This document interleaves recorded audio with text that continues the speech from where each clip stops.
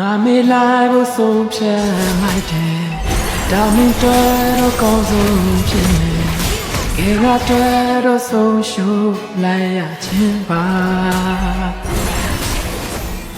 ရင်နဲ့ရှိသမျှပေးစားခဲ့ငါဆွမ်းရှိတော့ချစ်ပြခဲ့တယ်ဇလန်းစိုးတော့ငါတယောက်ထဲပါပဲ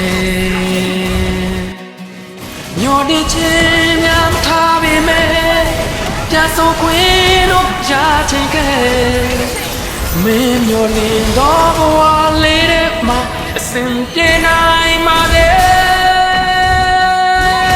ဒီနေရာမှာပြောပါတော့ကွာငါမင်းတို့စုရတောင်းတယ်နေရာကွေးမှာပြန်ဆုံးတဲ့ခါရှင်တိုင်းပဲနေရာမှာပြောပါတော့ကွာငါမင်းတို့စုရတောင်းတယ်နေရာကွေ